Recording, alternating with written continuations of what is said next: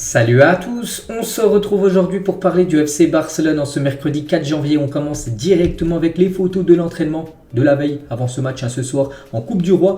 Et on peut voir que ça a été un entraînement un peu spécial parce que c'était un entraînement avec du public. Les joueurs du Barça se sont entraînés devant plus de 15 000 supporters ce matin. Donc hier matin au Spotify Camp Nou, quelques photos de cet entraînement un peu spécial, vu qu'il y avait un peu de public, enfin pas mal quand même, 15 000 personnes. On peut voir Araujo, on peut voir Lewandowski, le joueur Pedri, on peut voir aussi Ansu Fati qui a fait plaisir à une jeune fan du FC Barcelone en offrant un ballot, un spécial Barça, où bien sûr beaucoup de monde demandait des maillots en gros tout simplement aux joueurs du FC Barcelone à la fin de l'entraînement. Et Jules Koundé les gars, par rapport à cet entraînement ouvert au public, il a dit: c'est toujours spécial de rencontrer nos supporters, nous tentons de les rendre heureux car ils nous aident beaucoup lors des matchs, on les sent derrière nous à domicile et à l'extérieur, c'est toujours un plus bien sûr, c'est le 12e homme du côté du FC Barcelone, ce public catalan.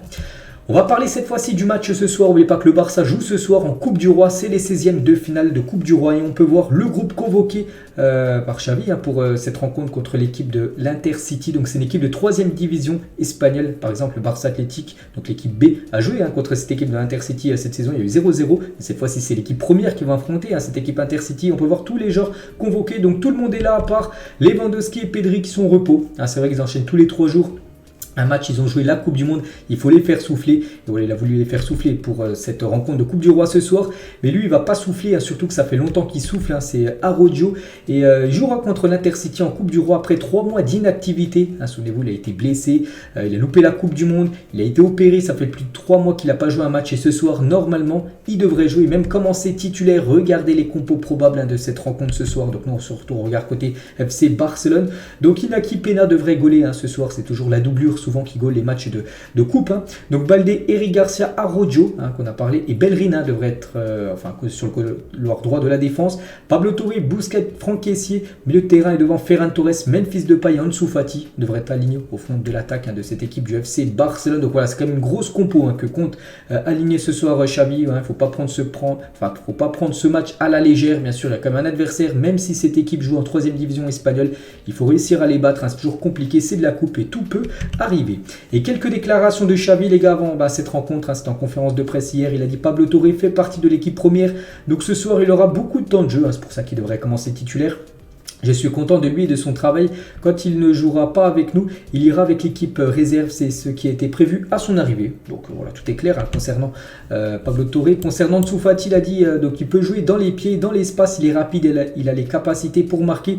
Nous devons l'aider à faire la différence et je suis sûr qu'il y parviendra à faire la différence ce soir au front de l'attaque. N'oubliez pas qu'il devrait commencer ailier gauche d'après la compo probable. Ansu Fati, toujours avec Xavi, il a dit: nous sommes favoris, mais les matchs de Coupe du Roi sont toujours compliqués car notre adversaire n'a rien à perdre. Nous si, c'est vrai que si l'équipe de l'Intercity ce soir s'incline contre le Barça, on dira la hiérarchie a été respectée, le gros a battu le plus faible. Mais si c'est le sens inverse, si c'est le Barça qui se fait battre ce soir contre l'équipe de l'Intercity, on dirait que ce sera un gros coup dur pour le FC Barcelone. Et bien sûr, l'entraîneur, le Barça, sera pointé du doigt. C'est pour ça que ce soir, victoire obligatoire pour les Catalans. Il a également dit que la Coupe du Roi est un objectif pour nous. La Liga est la chose la plus importante après avoir été éliminé de la Ligue des Champions. Pour l'instant, quand même, du côté du FC Barcelone, ça reste quand même la Liga en priorité cette saison. Mais la Copa nous rend très excités. C'est très important et nous voulons la gagner. Bien sûr, c'est quand même un trophée. Et bien sûr, il néglige pas ce trophée, le coach Xavi. Il revient aussi par rapport à s'entraîner devant 15 000 personnes dans cette ambiance. C'était important pour nous. Notre principal objectif est de rendre heureux nos supporters. Voilà, si on veut rendre heureux les supporters catalan, ce serait bien de gagner et de se qualifier pour le tour suivant. Quelques autres déclarations de Xavi. Donc il a dit: il y a 8 joueurs à l'Intercity qui sont passés par le Barça et plusieurs d'entre eux sont très talentueux. Tu joues contre ton ancien club, tu es plus motivé que jamais. Ça rend le match plus difficile, bien sûr.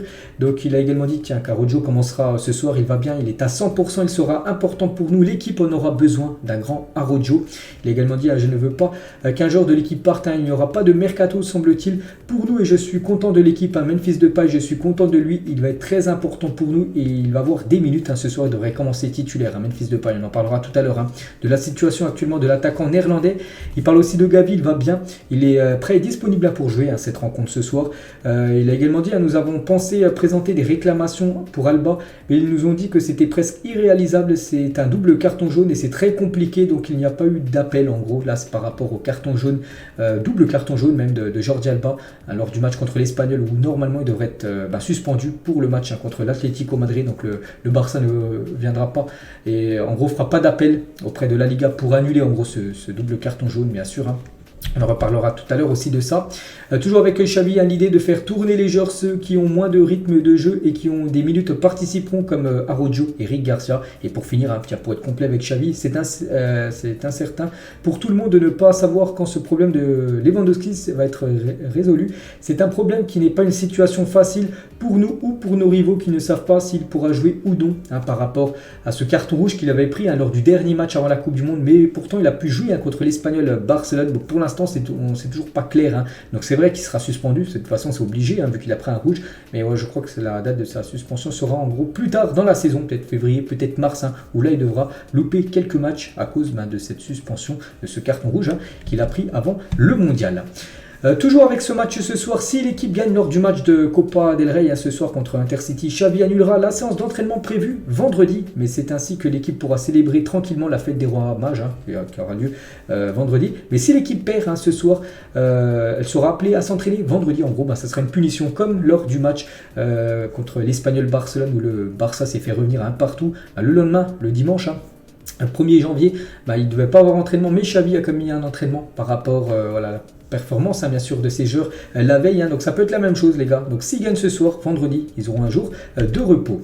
Regardez la une du journal Sport aujourd'hui, donc la Copa si importante, donc en gros ça veut dire que la coupe est très importante, bien sûr la coupe du roi, et la une du journal Mundo Deportivo, Xavi veut un but, même veut des buts, il veut la victoire ce soir contre l'équipe de l'Inter City.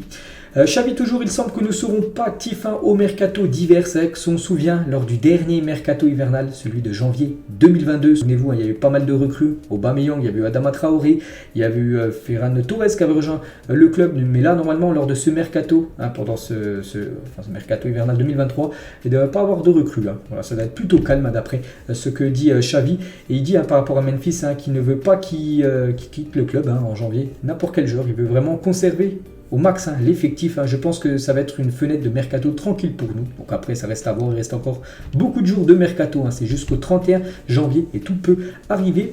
Il parle aussi de Lewandowski est mis au repos car il a beaucoup de matchs. Et je pense qu'il pourra jouer contre l'Atlético Madrid. C'est vrai que vu qu'il n'est pas suspendu, donc potentiellement il va jouer contre l'Atlético Madrid là ce week-end.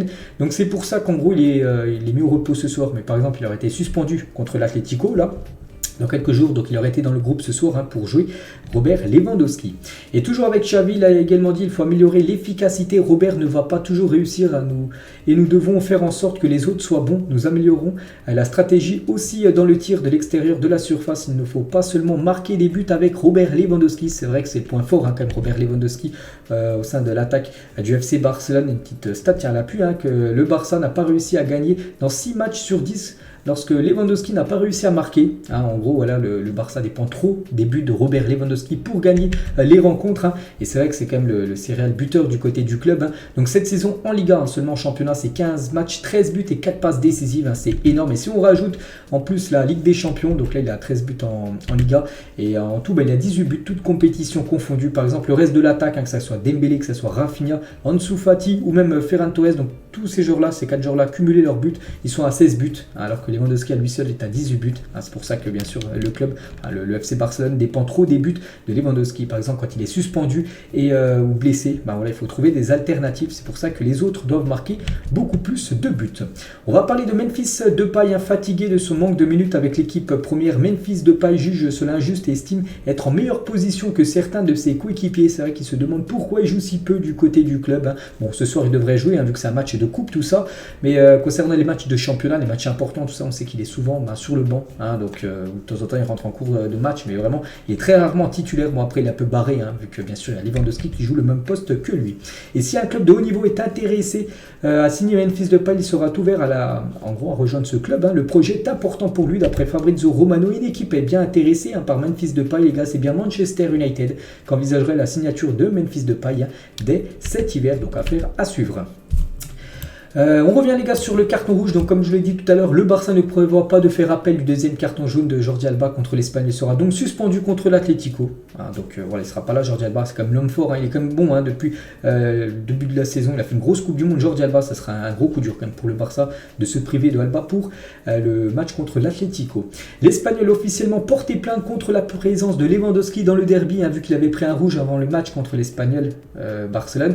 Donc ils ont porté plainte parce qu'il n'avait rien à faire sur la pelouse d'après l'Espagnol Barcelone, mais on peut voir que le comité de compétition rejettera la plainte de l'Espagnol concernant la situation de Lewandowski. Donc en gros, voilà, le Barça n'aura aucune sanction.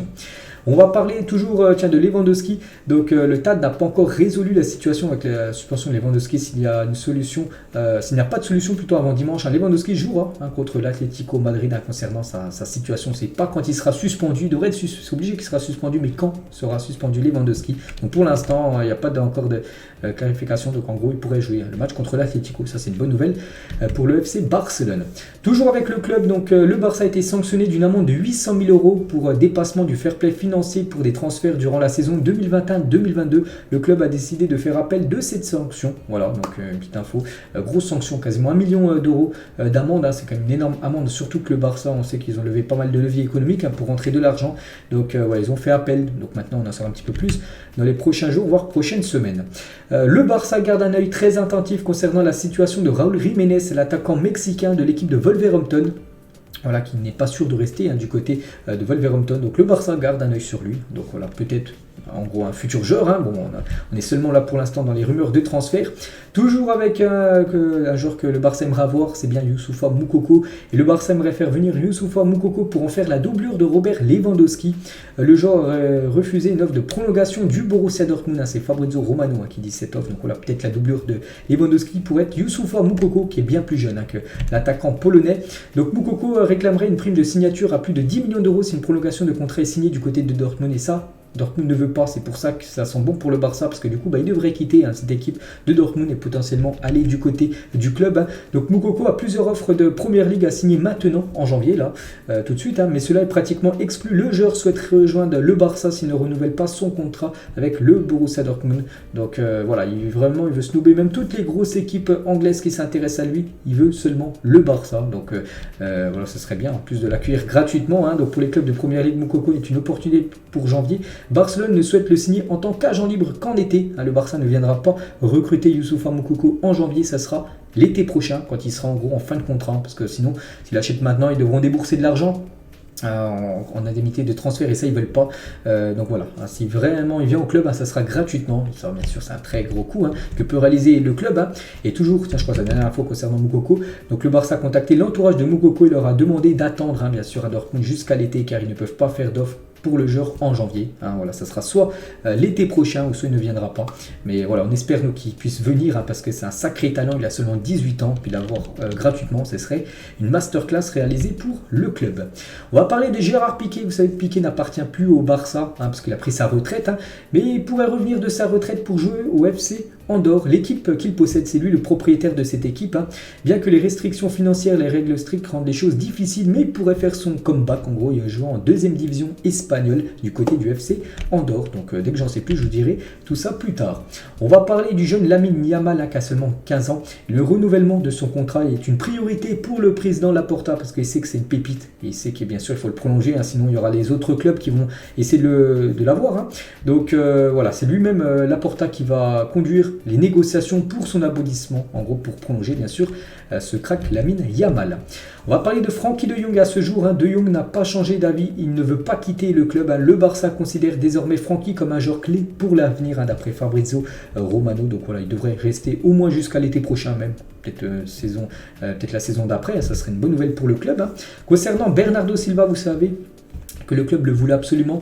L'été dernier, ça a été compliqué parce que voilà, il coûte très cher, même actuellement c'est toujours compliqué parce qu'il a une grosse valeur marchande et il a dit en juin, nous verrons ce qu'il y a de mieux, je me concentre sur le projet City, pour l'instant son club, mon contrat se termine à 31 ans, je ne vous cacherai pas que mon objectif dans les années à venir, si quelque chose de bien se passe ailleurs, sera probablement de passer un nouveau projet, nouveau projet, nouvelle équipe en gros, et peut-être le FC Barcelone, un club qui l'a toujours attiré, mais bon, il faudrait bien sûr que son prix descendre un peu parce que la 80 voire 90 millions d'euros c'est bien sûr trop cher pour le FC Barcelone.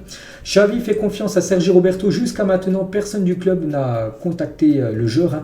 Il est plus probable qu'on lui propose un renouvellement d'1 an et son salaire n'est pas un problème. Voilà, il pourrait descendre il veut bien encore descendre son salaire malgré déjà qu'il a l'un des plus petits salaires du club, enfin de l'équipe première, donc il veut bien prolonger de toute façon et il veut bien aussi accepter de descendre son salaire. Donc voilà la situation actuellement de Roberto. Pedri, les gars, sur Twitter, heureux de les rendre heureux parce que Pedri et quelques autres joueurs du FC Barcelone sont partis à l'hôpital du côté de Barcelone, donner le sourire, on va dire, aux enfants malades. On peut voir là avec Sergi Roberto, on peut voir aussi Ferran Torres sur Instagram. Il a dit une journée émouvante et spéciale s'est terminée à cause de la visite aux enfants de l'hôpital Almontrias, donc qui est un hôpital bien sûr du côté de Barcelone. Voilà quelques photos. Gavi, on peut voir aussi Alejandro Balde, on peut voir Jordi Alba. Alors là, il y en a pas mal qui sont venus bien sûr. Voilà, ça fait plaisir de voir le sourire des enfants malades, bien sûr, par rapport à ce qui se passe actuellement. Donc voilà, vraiment beau geste, on va dire, de la part des joueurs du FC Barcelone. Robert Lewandowski, il a dit l'entraîneur qui a eu le plus d'impact sur moi, il a dit il y en a eu beaucoup, Pep Guardiola, Klopp, Ancelotti et Flick. Il n'a pas dit Xavi. Bon, après ça fait seulement 6 mois qu'ils sont ensemble. Xavi qui coach Lewandowski, mais voilà les entraîneurs qui ont plus marqué, on va dire, la carrière de Robert Lewandowski. Un mur, les gars, Marc-André Ter Stegen est le gardien ayant réalisé le plus de clean sheet en championnat en 2022 en gardant sa cage intacte lors de 19 matchs depuis janvier 2022. C'est pas mal quand même, c'est même très très bien. Il se classe devant Alex Remiro, 16 et Alisson Becker, 15 du côté de Liverpool. Ferran Torres par rapport à cette nouvelle année 2023, donc il a dit je veux un 2023 avec de nombreuses nuits magiques au Camp Nou, avec des victoires et on espère des titres. Balde, les gars, son souhait pour 2023, il a dit continuer à apprendre aux côtés des meilleurs joueurs du monde et conforter ma place en équipe première, après devenir le successeur par exemple de Jordi Alba au poste de défenseur gauche du côté du club. Et Gavi l'a dit cette année, j'espère pouvoir fêter mon premier titre avec l'équipe première du Barça, ça peut être là dans quelques jours, n'oubliez pas que dans quelques jours le Barça jouera contre je crois l'équipe du Betis Séville après le match contre l'Atlético, ça sera la Super Coupe d'Espagne, c'est potentiellement 2 matchs où le Barça s'il s'impose lors de ces 2 matchs, ce sera potentiellement un trophée, un titre remporté par le club.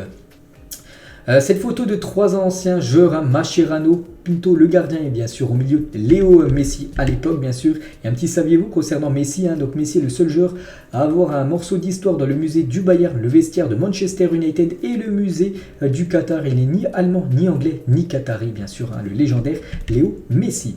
Regardez les maillots de la saison prochaine sur un mannequin là par exemple, donc il va être sublime, ça sera le maillot domicile du FC Barcelone. Pour l'instant c'est pas encore officiel mais il va ressembler à ça. Et le maillot extérieur du Barça avec l'écusson qui changera, n'oubliez pas que l'écusson ne sera pas le même, ce sera seulement pour le maillot extérieur. L'écusson comme ça un peu vintage on va dire. Donc voilà le maillot extérieur du Barça, toujours bien sûr avec Spotify.